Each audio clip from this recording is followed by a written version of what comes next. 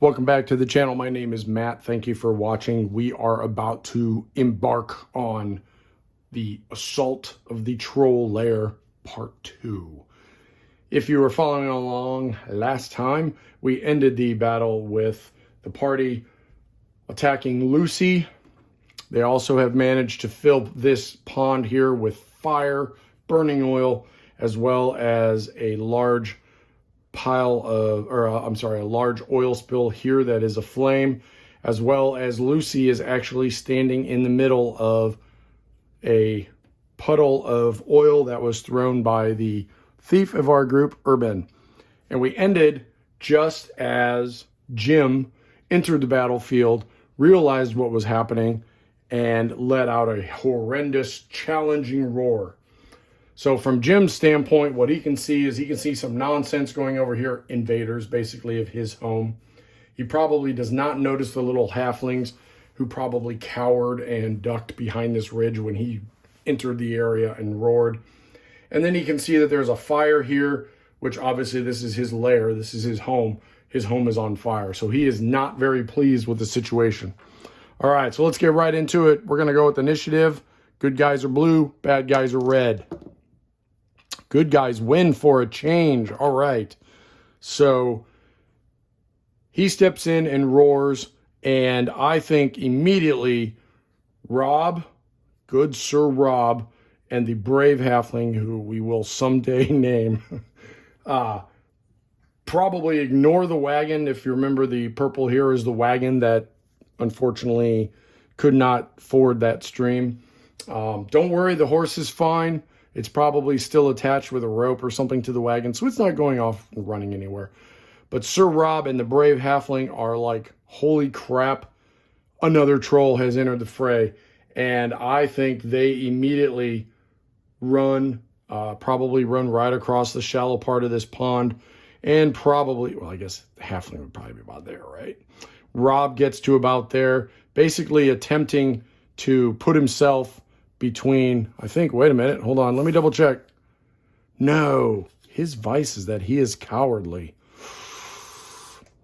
You know what? I think I'm going to back up here.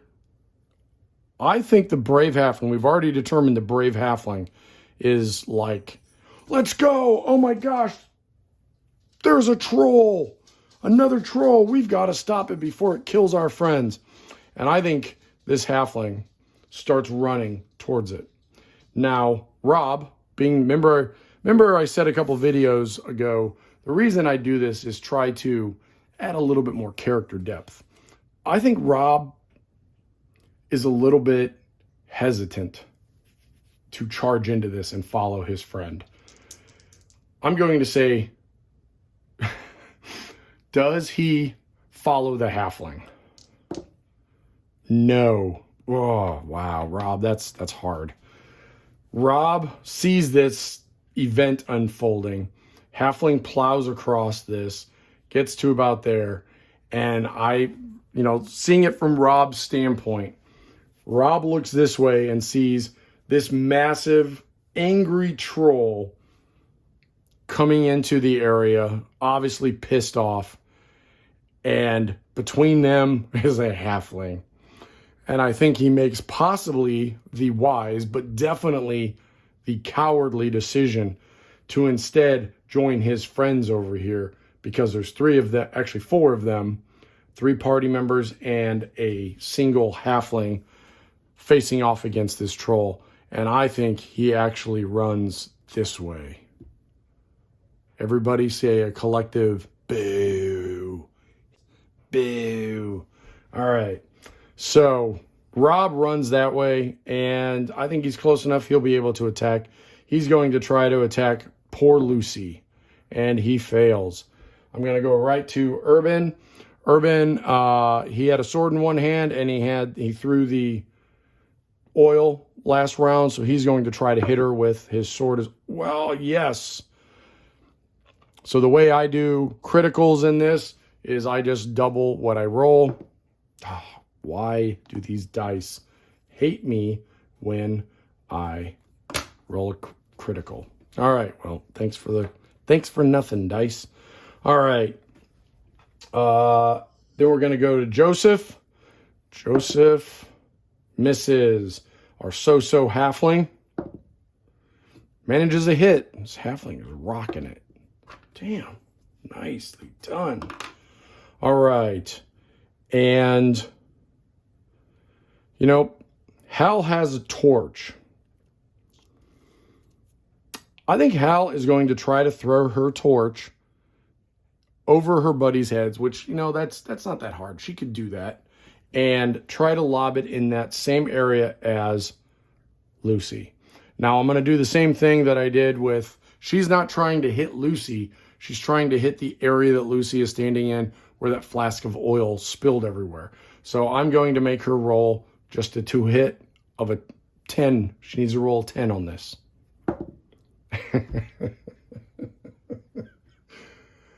I'm not sure we will ever defeat these trolls. Let's see. So we're just going to say, we're going to start here. I don't even know what to say. This is going to be 1, and then we're going to use this as a fan, a 1 here. I'm going to roll D6, a 1, 2, 3, 4, 5, 6. To see where she throws her torch. Her torch, you know, her torch lands right here. Thanks for nothing, Hal. These two halflings see Jim pop up, and they decide to lob sling stones at him. 15, that's a hit. Oh, we got to roll. Damage, 1. Gosh. The other halfling, 12. Miss. Okay. So, Jim covers half the area. I honestly don't think he would run for the halfling. I think he would run here because he's, you know, he assumes... Can he see Lucy? I don't know. Let's see if he can see Lucy. Yes, he can see Lucy through the fire. He can see what's going on. He sees that she's under attack. So he is going to attempt to get in there and help her. He makes it to about there this round. And then it'll be time for initiative. And unfortunately, no, he doesn't heal this round. She does. He will heal at the end of next round. All right, initiatives. Man, I swear, best laid plans. This party is doomed. You guys may get to see the joy of a TPK one of these days. Trolls go. Lucy has a complete 1, 2, 3, 4 targets that she can see. She goes after Joseph. And she misses. Let's see. Jim is going to charge right in here. This is a big boulder. So he's running past this boulder and he sees Robert. He is actually going to try to barrel into Robert and essentially kind of not tackle him, but more of a just plow into him and like just try to knock him out of his way. 14, Robert has a 12. That is a hit. Let's see how much damage he does. Only 1. All right, well, Robert, you lucked out, buddy. Robert is now at 3 hit points. And I think Robert is going to fly backwards and land in the pond here. So that is going to negate his attack. Small sidebar here. That's not in the rules. And I like to try to envision that there are more things that can happen than what is just in the rule book. So you're going to see some things happen that I am making what is in the OSR world called a ruling, not a rule. I'm not following a rule. I'm using a ruling. If you are interested in learning more about that, I suggest that you look up something called an old school primer. It was written by a gentleman named Matt Finch and kind of goes into what the core of the OSR kind of game means. And the core mantra of that is rulings, not rules. There aren't rules that cover a troll barrel charging into a character. So I just kind of made a off-the-cuff decision, an off-the-cuff ruling, and decided what happened. Okay, so all right, so sidebar over, moving back on. All right, so next round, Urban now is standing there next to Jim, and he is going to attempt to hit Jim, and he fails. You know what? I feel like this D20 just doesn't like our guys tonight. And yes, I am extremely superstitious about my dice. And if you are not, you're not a gamer. Just saying. All right, so Joseph is going to try to hit Lucy. Oh, that is a miss. So is going to try to hit Lucy. That is a miss. Now, our brave halfling here is going to turn and continue his run, because remember, Jim ran right past him. He can't get to Lucy because of the fire. However, he can pick up that torch that Hal threw. He's going to pick up that torch and attempt to throw it on the ground where Lucy was. Okay? And again, this is just he's got to hit 10 on a D20. Oh, God. A 9. All right, I'm just going to say the same thing. We're going to start here with a degree fan from 1 to 6. Where does this thing go? And he essentially throws it into the fire. Maybe the fire freaked him out, and he wasted a torch and threw it into the fire. All right, that leaves these guys, and they are going to attempt to hit Lucy. They can still hit Lucy because So is a halfling. And here we go. The first one, that is a miss. Second one, that is a miss. Things are not going well. All right, so Jim is back up, and Lucy is now at 13. All we got to do is land a couple good hits. All right, initiative. Heroes and trolls. And the trolls win again. All right. Jim is going to attack Urban.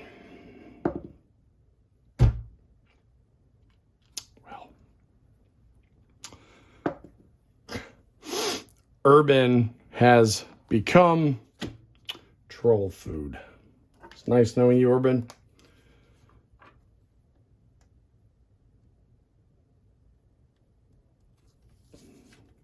Victim number 1. All right, I am going to extricate his body from the battlefield. And now Lucy will attempt to attack Joe again. She misses.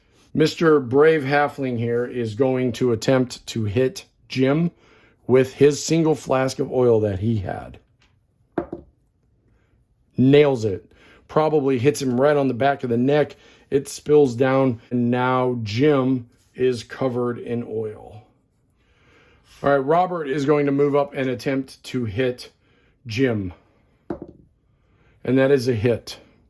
Good Lord. Why did we not hit anything?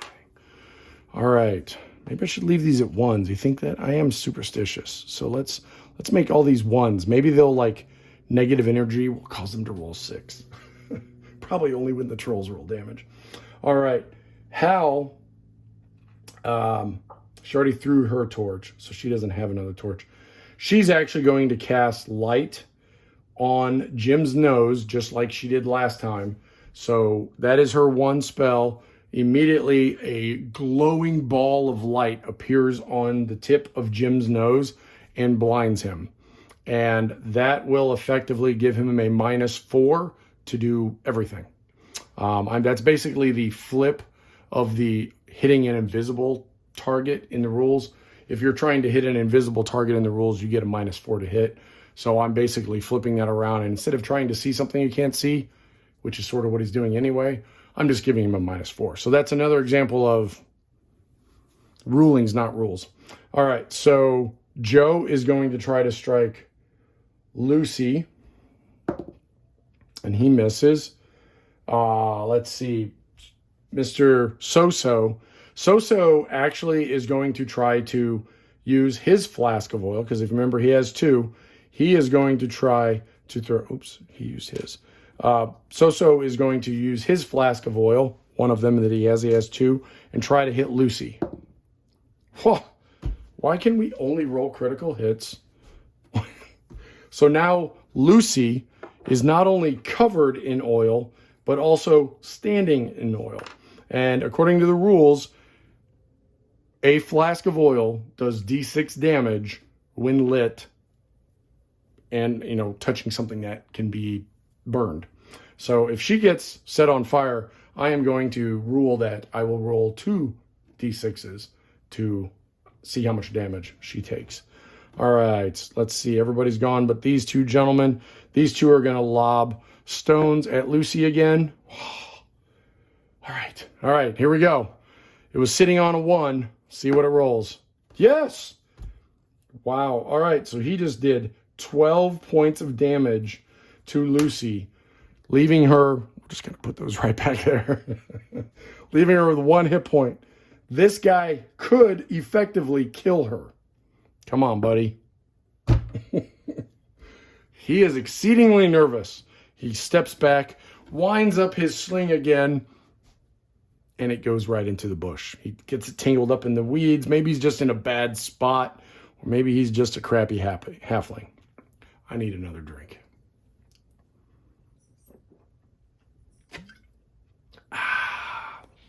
All right. Next round. All right. All right, so let's go.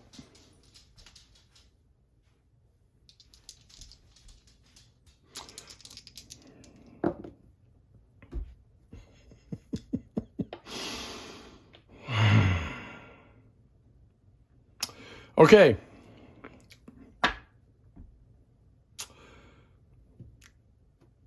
All right, end of the round. So Jim is back at 18, and she now has 4 hit points.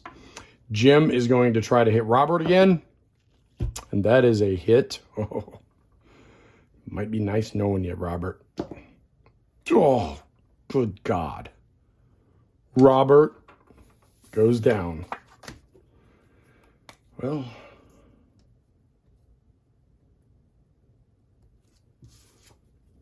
these trolls, pretty badass here. All right, that's not good for us. All right, Lucy I think she's still going to go after Joe. And she misses, thank goodness. Brave halfling here. You know what? Let's see. Is there something that is flammable that he can grab that he could then throw at Lucy or Jim? I think that this is likely. So this is the way I'm sitting at my oracle, and I'm just going to do this. If you guys haven't looked at my oracle video, you can look at it. I'll put a link in the description. How's that? That's a YouTube-y thing to do, right? So I think it's likely that there is something flammable that he could either kick, maybe a branch or a twig, a small twig or a branch of a tree that's on fire that he could pick up and throw at Lucy or Jim and set them on fire. Now, he knows Jim is covered in oil. I think this is likely, so he is going to, we're going to roll this to see if there is something. There is not. Good freaking God. Okay, so he is going to, without options, he is going to step up, because he is the brave halfling, and attempt to hit Jim from behind. Because he's attacking from behind, I normally give a +2 to their hit roll. Now, he will not get double damage because he's not a thief. That is a skill set aside exclusively for the thief. But because he's attacking from behind, he gets a +2 to this roll. That is a hit. Now, he doesn't get double damage, again, because that is a thief skill. So he does 6 points of damage to Jim. Good job. All right. Hal, let's look at this. Remember I said everybody had torches. Now, Joe has been in combat for this whole time. I think he probably would have dropped his torch when he walked up there to fight, because, you're fighting with, your sword or whatever. So let's see if he dropped his torch, if it's still lit, because I think Hal will want to pick that up. Yes, it is. All right. Hal picks up that torch, and she is going to throw it at Lucy. She knows Lucy has been hit by oil. She knows she's sitting in oil. She tried to throw a torch previously, so now she is going to try to hit her.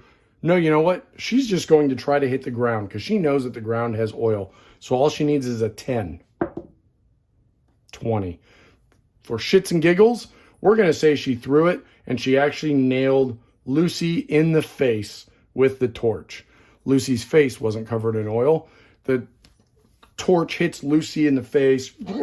She growls and howls, and the torch falls in slow motion.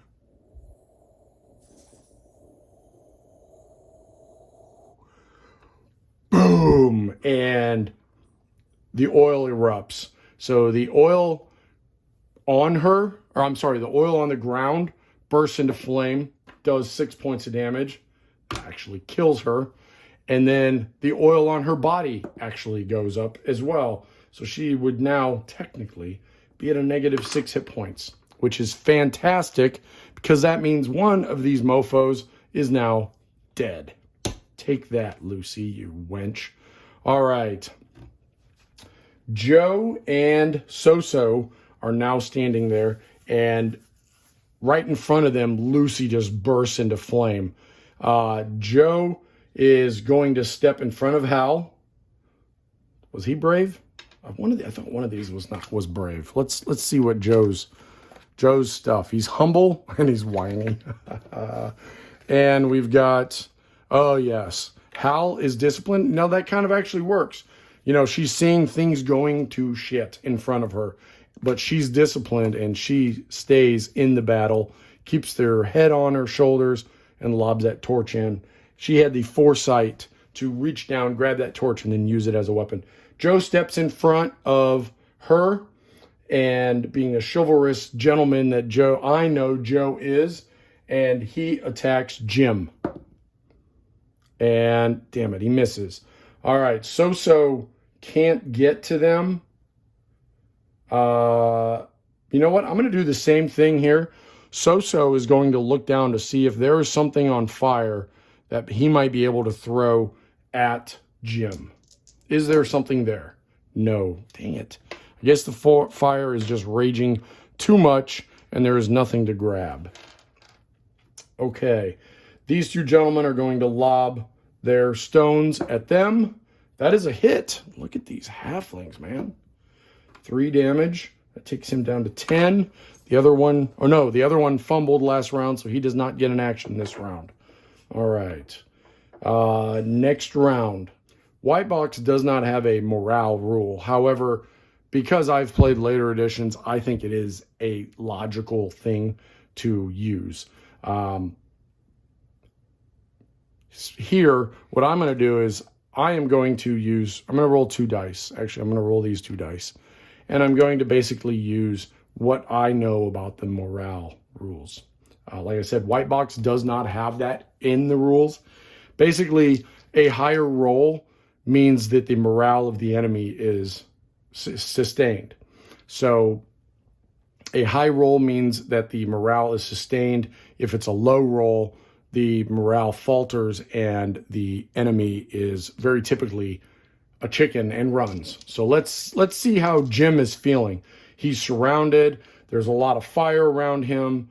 His babe just got turned into barbecue. Let's see what he's thinking about this. I think he says, screw this. He's pissed. They cooked his girlfriend, and he is going to stay in the combat. So let's go to initiative.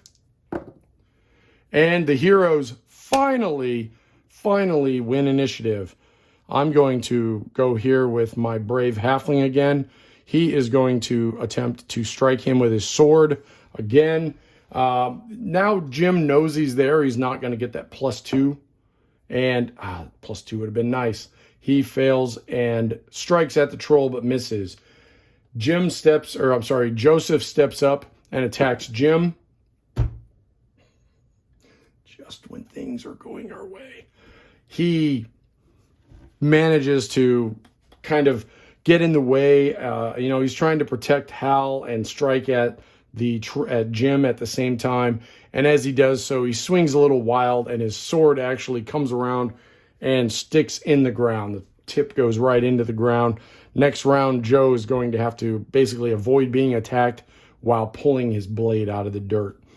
So-So runs up and attempts to strike and misses. The halflings back here will attempt to shoot their sling stones again. Misses. The other one has now recovered his sling and hits. Oh my gosh. Holy mother. You know, I don't think he... Did I give him his hit points? I didn't give him his hit points. So, sorry. He would be at 13. He just took 6. Right? Yep. So, he is down to 7 hit points now.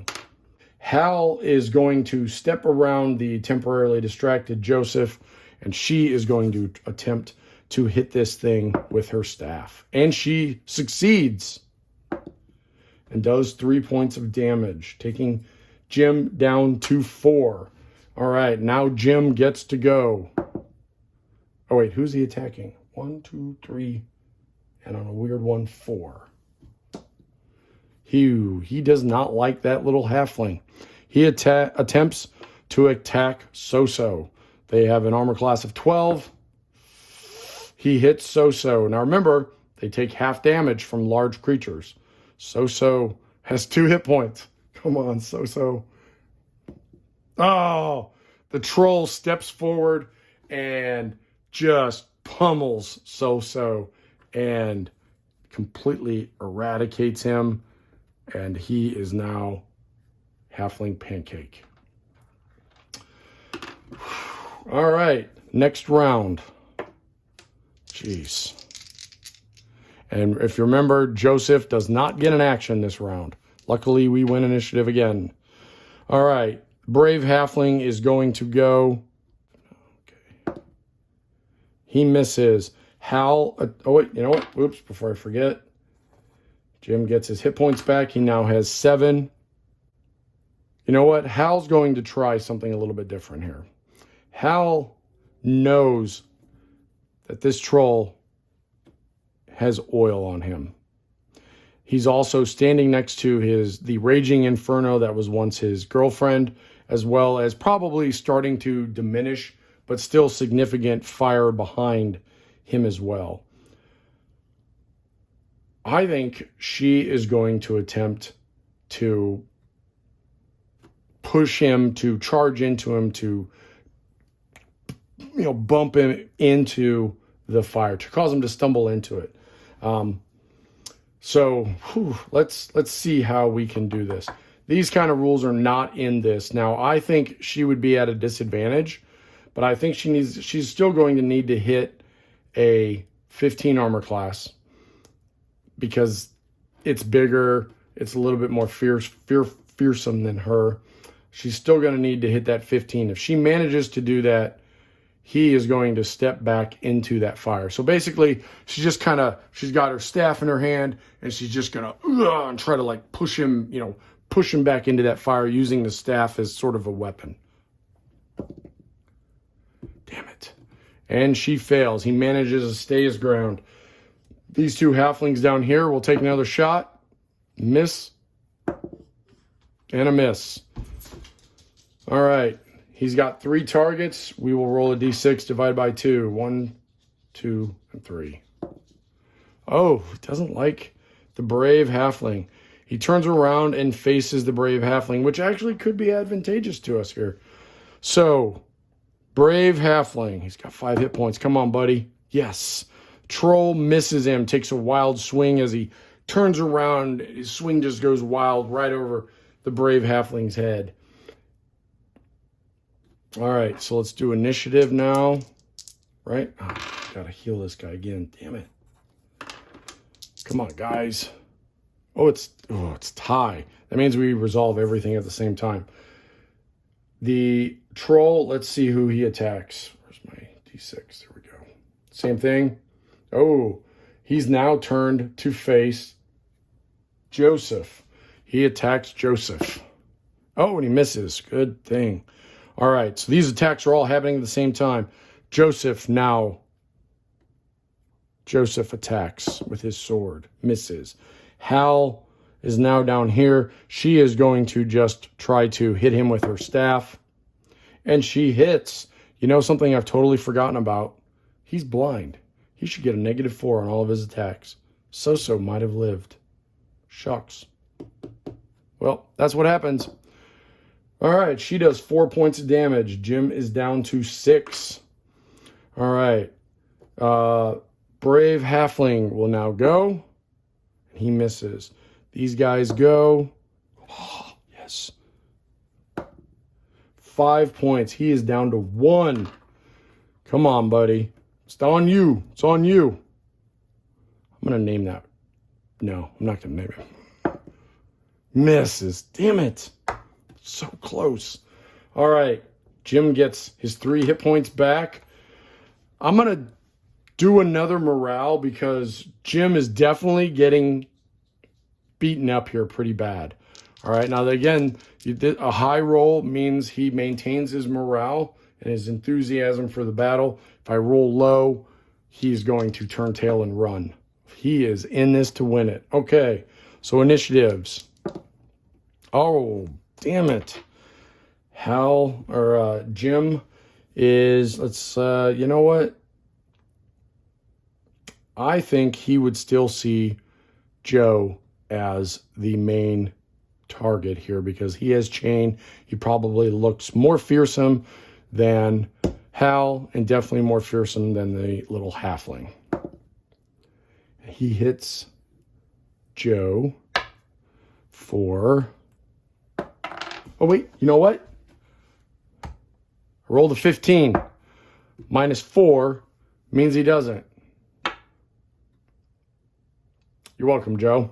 Joe is still alive because he wouldn't hit Joe's 14 armor class with that -4 on his roll.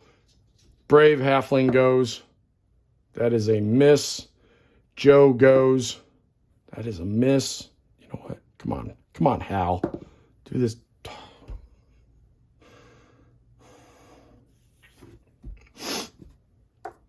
Yeah. Halfling's down here. Miss. Oh, my God. So next round, Hal and the second halfling will be sitting out that round.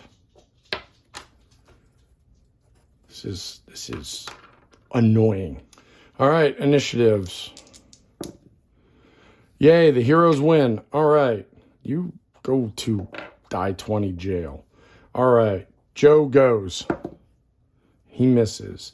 The brave halfling goes. He misses. The halflings down here go. Oh, gosh, that halfling kicks ass. So that is 8 points of damage. That puts asshole Jim at -1. And when that happens, I don't think anybody down here has oil anymore. I think it would be very simple to grab something. There's got to be something that's on fire that can be picked up or kicked. You know what? For shits and giggles. Hal, angry at almost dying for a second time, maybe this is the third time. This might be the third time. She sees that Lucy's disembodied arm is in front of her on fire, and she kicks it at Jim, which then sets him on fire, and he becomes a troll kebab. F you, Jim, and Lucy. All right, so I think I made a couple mistakes there. I kept forgetting about Jim being blind, and I think that might have actually saved Robert, or maybe not Robert, but I think it might have saved Urban's life, or maybe Robert's. I don't know. It might have saved one of them. Probably would have saved So-So, but that's okay. So, yeah, we resolved that battle. It was ugly, and the other halflings come down. You know, being that this is the third time we've come here and tried to do this, I, as a DM, think that I would feel the need to reward my players, and I am no different. I am going to reward my players. So, let's look at this terrible creature we fought. It is worth 800 experience points each, so that is a total of 1,600 XP. Now, you could do it however you want, but I have 2 of my band members left. I will split that experience points between them 2. Now, I'm going to say also this. I think for the next adventure, I think our brave brave halfling here is going to join our little group. All right, so I am not going to use the white box treasure rules because, well, they suck. They're overly complicated and needlessly stupid. So the easiest thing to do is to use my D30 companion book. Again, this is a book written by Mr. Richard LeBlanc. It is from New Big Dragon. You can get it in print. You can also get it at drive-through. This is the D30 that I was able to get. It is metal and it is heavy, as you can see. But because I'm stuck with it, I call it prints after, obviously. 5,000 gold pieces, which, being that the halflings helped us quite a bit, I think when they get back to town, they are going to give up a considerable amount of that gold to the town in thanks for helping them defeat these trolls. Anyway, I hope you enjoyed it. This is how I play solo. My name is Matt. Thank you for watching.